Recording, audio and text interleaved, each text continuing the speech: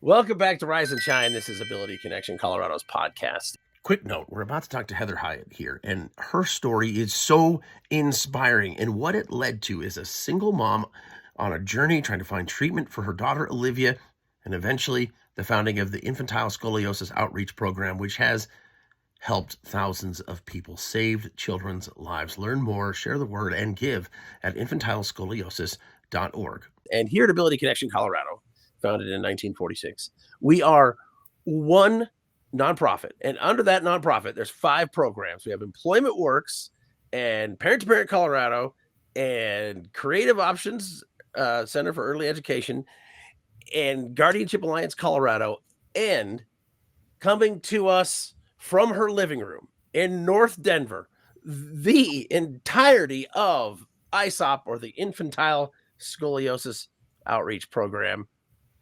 Heather, does it ever just dawn on you that you, in your beautiful home in Denver, are providing cures to children around the world?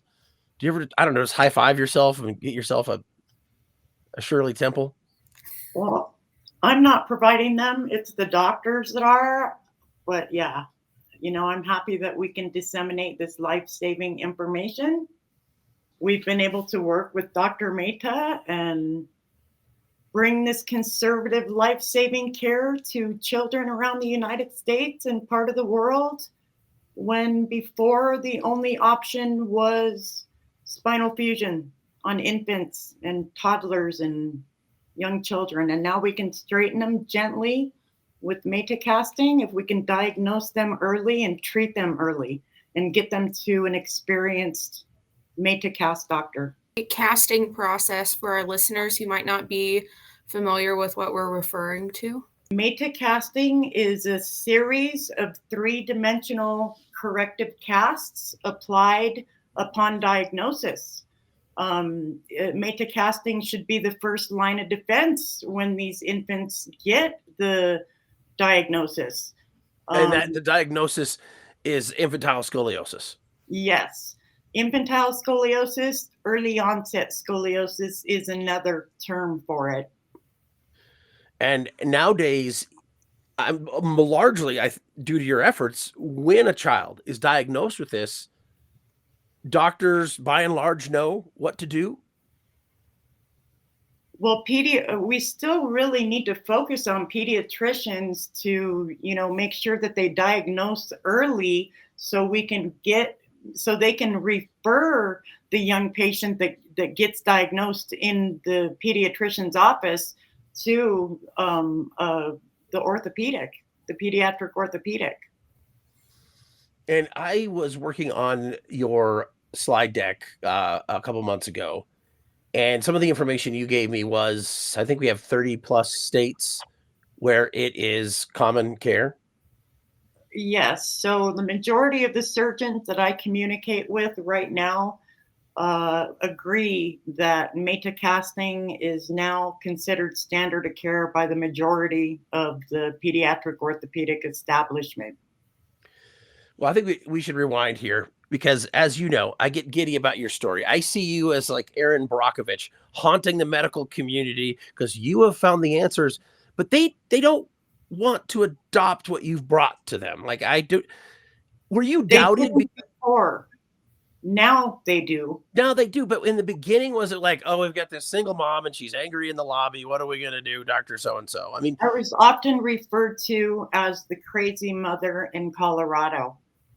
So, yeah. The crazy mother in Colorado. Don't talk to her. Don't talk to the crazy mom in Colorado. But, I had done a lot of research, and I found the best pediatric orthopedic surgeon in the United States to treat my daughter. None of this would even be possible without that person. How late is too late with the Meta treatment? Well, as far as a kid's age, that's really hard to say now, because we always thought that too late was past 50 degrees, past 3-4 years old.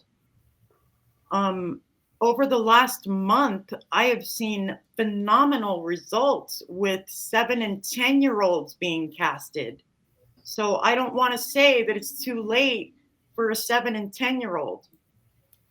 The key here is early diagnosis and getting to an experienced mate-to-cast doctor. So we go back in time. What did Heather? What did young Heather imagine herself doing before you had Liv? What was the plan? No real plan. But it's funny. Your no real plan kind of turned into the plan because you have Liv, and you're like, wait a second, I can't find answers here stateside, and I was a high school dropout and traveled the world. I need to do what I know how to do, right? Because you. Oh, so exactly. Like, once I mean, I was raised by a single mom, so I know what it is. I know. I appreciate the good fight. You know what I mean?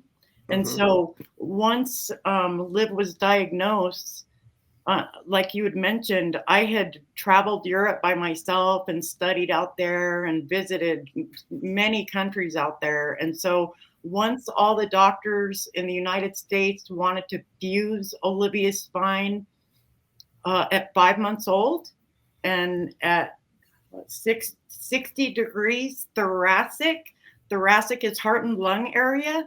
Once all the doctors, and I'm talking all of them in the United States, and I sent her x-rays to at least 20 of the most reputable institutions in the United States. So use your imagination of where I sent them. They all wanted to fuse, and my instinct said no. The world's a big place. I mean, I just got back from traveling Europe by myself. Like, what if everybody wants to fuse her here? I'm going to start sending her x-rays all over the planet. Maybe that's the reason I have this strong urge to travel Europe by myself. Like, maybe that's it. So that's what I did. I started sending her stuff abroad and found the answers. found the answer. So like by the time she was 2, her spine was at 100 degrees thoracic. And so she could barely breathe. And I was sending her stuff to the master of pediatric orthopedic spine surgery in the world, in Paris. And I started sending her x-rays to his hospital. And back then, this is pre-internet. So I'm sending these big manila envelopes, Yeah, what is postage on a big manila envelope to Paris?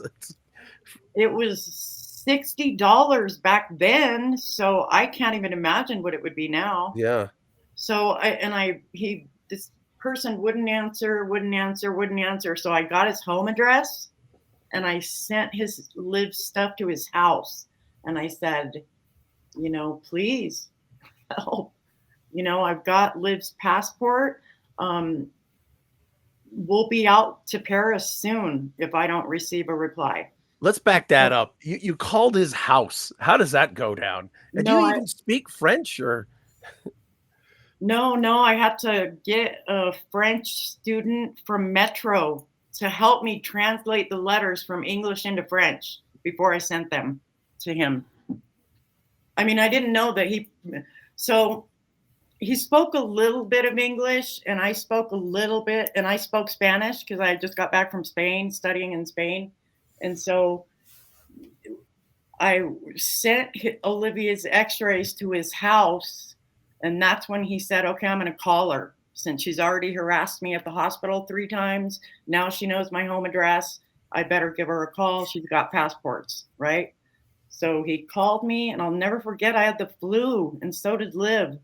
It was really difficult. But we communicated, my Spanish, his French, and he said, I'm going to be in Salt Lake City in a few months, this summer, this next summer. I don't remember if Jacques contacted me or if I was harassing him at that point. Probably that. Probably the latter. Yeah. And The French doctor said, I'll be out to Salt Lake City in 2 months. Meet me there. And I met him there with Liv, and he picked Liv up by the head and said she needs a halo. Like, she needs a halo, like Yeah. right now. So he literally picked your baby daughter up by her head. Yeah, and it happened so quick. I didn't even have time to react, thank God. You Yeah. know? I mean, I'm grateful he did, but it's shocking. Think about somebody picking up your little girl by the head. Yeah, no, that's what I'm imagining. The spinal situation. But I was so grateful that was willing to meet with us that, I'm glad I didn't see it. Let's just put it that way. So he picks her up by the head and says, yes, this is what she needs. She needs a halo. We were just grateful to go back to Salt Lake. So we went back to Salt Lake. Jacques, I'm just so grateful to this human being. Yeah. He drilled 4 screws and lives in the front of her forehead and 4 screws in the back of her skull. And he attached, a third of her weight on a halo gravity traction device. And he literally decreased her curve, her thoracic curve that was at 100 degrees and crushing her heart and lungs. And nobody else was doing anything else about it or would even consider doing anything about it except spinal fusion. Which sounds like a bad idea on a growing child. Oh, I wasn't even in medicine and I knew that. Like, Yeah. my gut was screaming at me. You want to weld my infant's vertebrae together? Is that what you're saying to me? Yeah. I pass out at the sight of blood, and I feel like a doctor compared to that kind of judgment. So this halo, we went out there for 3 months. Jacques was the first one to do this for infantile scoliosis in the United States. Like, everybody else was prematurely fusing these infant spines, which gives them a premature death sentence.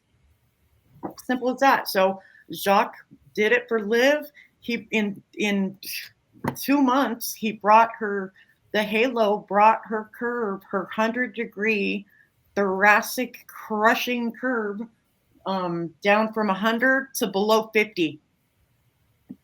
Adding how many years? How many years did you get from that?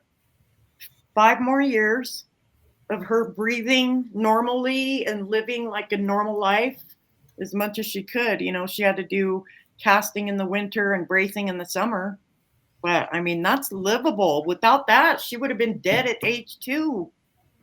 So Jacques did that, and we were able to utilize halo gravity traction, proper metacasting, and these conservative approaches to buy her valuable growth time for her internal organs and her spine up until she got her definitive surgery at age 9. So I guess why I bring up the halo is every time I walk into a children's hospital now and go into the orthopedic wing, and surely any orthopedic hospital any children's hospital that has a decent orthopedic wing, they're applying these conservative treatments. They're now applying halo gravity traction for severe cases. And I can go into the benefits of all that, but I won't bore you. But it's life-saving stuff, but mainly metacasting, because early treatment with metacasting can prevent these kids from ever even having to undergo halo gravity traction. Now, you use the word conservative a lot, and I think that means that I think a lot of the people you dealt with wanted to do surgery. They wanted to be aggressive with it as compared to a slower process with ongoing casting. Back when I was searching for Olivia, yes, everybody wanted to fuse her young infant spine. I guess to clarify, when Olivia was an infant and a baby, the options were this spinal fusion, and then you spoke with the doctor in France, and then they offered the halo, correct? Yes. And that wasn't being offered in the United States. Exactly. Okay. It was the Shriners in Salt Lake City and that doctor that had the open mind to do it. So I'm forever grateful to him. Not only did he help Olivia and provide halos to many kids, saving their lives and opening others' minds to these conservative approaches. But he was the first one that allowed me to bring Dr. Mehta here to the United States to share this life-saving stuff with. And this is before Min's original article in the Journal Bone and Joint was even published. Mhm. How did you meet Min Mehta? How did you discover Min Mehta? You know, I started this crude website, and it showed the terrible braces that Olivia was in, and it was a plea for me, begging anybody out there, please help me. I'm watching my baby die, pretty much, Yeah. right? And so I started sending this around. Wait, what year did you build a website? 1998. Yeah, I Like, just as so soon as adore the you, internet Heather. started, like, You and just I kept thinking, God, I don't even know anything about the internet. She said, yeah, I'm just going to do it. Let's do it. and you built a website. So I thought, well, if I get the name and I build a website and if I recruit somebody to help me build a website, because there was no information out there, none, Right. Yeah. absolutely none. At least I can plea, like send my daughter's plea out there, and I can put information up about what's not working and just ask, can anybody help me? Like I knew the world was big, and I started sending this around, like, Yeah. somebody help me, please. And did Min see this website? Yes. So I sent her her office. I sent her assistant my crude little website, and her assistant said, "Are you the only one advocating for casting in the United States?" And I said, "Yeah." How excited are you to be talking to this woman who understands what your daughter needs? Well, she sounds like Mother Teresa. Like, She looks like Mother Teresa. as soon as I started talking to her, I just felt in my heart and soul that, you know, everything might just be okay. I just felt it's going to be okay, you know. Did you and Liv then go to what, London to meet her, or did she come here? No, so I had my website with my group of Facebook. It wasn't even Facebook wasn't even up back then. Yeah. It was Yahoo groups, and my group was called CAST. CAST is an alternative for scoliosis treatment. And so I started families from all over started contacting me, like, tell me about this Risser cast. What did this brace work for you? Blah, blah, blah, blah, blah. And so I started the group, and I started communicating with parents, and I started communicating with Min, and Min was educating me over the phone like every day. Like, we would talk every single day. I'm not even kidding, for hours and hours, because you know, we had to communicate. Like, it was difficult to communicate in the beginning, Yeah. so So you're um able to talk to this doctor for hours a day about what's to come. yes, and like I needed to show her that I was serious, and then I wasn't just some fly by night parent that just needed her for a second and that was it. You know what I mean? I Yeah. needed to show her I was serious and that I believed in her work no matter what the establishment out here thought. And I knew with just a two-dimensional cast that that if a two-dimensional cast can help my daughter, what's a three-dimensional cast gonna do? give me all the dang dimensions. Well, Right? and that's it. And you already had the credibility as being the crazy mom in Colorado. So I think this Exactly. got to help It you. was perfect. It was perfect. And so once I started talking to Min, Liv had already had her first halo, and I had already found creative options for her, like the only Mhm. school I trusted with her care. So once I started communicating with Min Mehta, and I knew this, I was on, this is something, like, this is something. But Judy said, yeah, I'll watch this video. And she watched the video that Min sent me, and Judy and I started communicating, and I started raising money to bring Min here. And Judy was just with me 100% the whole way, just rallying me every step, saying, yep, yep, you can do it. Yep. I believe in you. Judy's lingering here, but I don't know if she's actually on or not. Judy, are you there? I am. Oh, me too. Good morning. Good There's afternoon, this- Heather. There's this story, Judy, you talk about, and Heather's told me about this, of this young mom showing up at the Ability Connection Colorado, or probably at the time Cerebral Palsy Colorado office, Yeah. and I was wondering if you two can recount that when you met each other. And Heather has all these ideas, and of course Judy has the resources and the programs. Well, for me, I'll never forget when I met Heather and met Olivia. And she said, I want a good place for my baby to be in for early childhood. And I said, we'll take good care of her. But she began to tell me the story and what she was trying to do. I couldn't help but say, we got to help you get this done. You know, whatever it takes, Heather, we're in your camp. And Heather, to me, is the definition of persistence, and she's something to be contended with. I'll tell you, she wants to get it done, it gets done. I happened to get to go to Salt Lake with her and meet Dr. DeStew, and so. But what I always say, you met us in New York. Remember, Jude? I do, Rochester.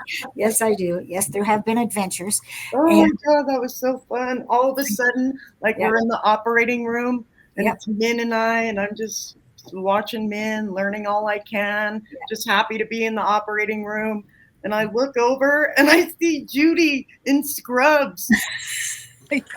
Yeah, I wanted to see too, but I believed. Oh my God, it was the coolest thing. I couldn't believe it. It was so funny because she had her hands over her mouth, like she couldn't believe what she was looking at. Like it was just miraculous. You know what I mean? Like she was like, oh my. It's miraculous. Yeah. You know, if you lived it and then you connected with Min, I mean, gosh, once I made that connection, there was no turning back. Like every bone in my body told me we're bringing her here. We're going to change the way we're going to change the way the establishment treats this condition. You know, we can help a lot of kids. And that's finally happening. Like it's happening now. Finally. And you tell the story, Heather, of when you first recognized something was amiss with Liv. Can you share that? Yeah, so I think she was 5 months old. There was something amiss, but I couldn't put my finger on it. And like I would look at her back and I'd look at her chest, and she wasn't crying in pain or anything. I just could not figure it out. And so I noticed like a little unevenness in her back. It was, oh, you guys, it was ever so slight. And I thought, I'm just seeing things. I'm so obsessed. Like I'm making things up now, you know, I'm just seeing it. So I took her to the pediatrician. The pediatrician said, oh, it's just a little extra muscle mass on the left side of her back. So what you need to do, it's no big deal, nothing, don't worry about it, no biggie. You need to focus all of her activities on the left side of the room, so she's using the muscles on the right side, and you're going to build those muscles. What? Wow. Yeah. It was the dumbest thing I'd ever heard. And you know what? That's still happening today. I speak to parents on my group all the time that said that was their pediatrician's response. Oh, it was a muscle mass on the back. It's just a little muscle mass. It'll resolve itself. It's no big deal. And so I took her, you know, I changed pediatricians, obviously, and took her to the local children's hospital.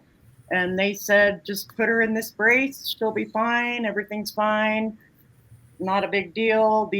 90% of these cases resolve on their own. So she'll be fine. And then that's when I started watching Olivia's back get worse and worse and worse. I was asking him very pointed questions, and he said, Miss Montoya, you just need to do your research. Oh, So I said, okay, I guess I Is he will. still And alive? that's what he did. Well, you did your research. I see you. I know I have this image of you in the basement library, I think at Metro State. Yeah. Late at night, live sleeping, and Mhm. you are perusing every book you can find to understand more. No, like I mainly went there to learn how to it was courses in nonprofit. Like Oh, it's that's right. before I connected with Judy, like oh my gosh, I'm gonna have to raise this money and I'm gonna have to figure out how to do my own nonprofit, blah blah blah blah. And then I connected with Judy, thank God. You know, Jared, there's just one thing that I think is so standout in the story. You know, today, doctors around the world are talking about the fact that this is the standard of care for babies. And in a very short time, in terms of medical change, Heather has turned that around. And so I think that's what's remarkable. Her persistence and determination to find something that would help the kids has really proven out in a very short period of time. Well, I love the story, and I don't know how many parents, how many parents, how many people, how many families have found ISOP and have it changed the lives of them and their children. Faith is going to numbers. I need like a numbers theme song right now. I'm not Last sure. fiscal year was 9,290. Here's your Well, thank you, Heather. We've started a revolution, you guys. Yeah. and we're proud That's to be part great. of. I need a good fight every single day of my life to feel like accomplished. So we got a good cause, and yeah, we still got a lot of fighting to do.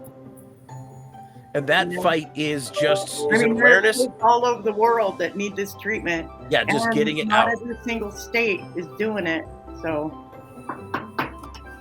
Well, Heather, thank you so much for the time. You know, we love hearing the story, and we love being able to get the word out because it's a cure. Like this is changing families' lives and it can saving be a children. cure. It can be a cure. You If know, we get them diagnosed, treated early, if we can get them, the key is early treatment from an experienced make a cast doctor.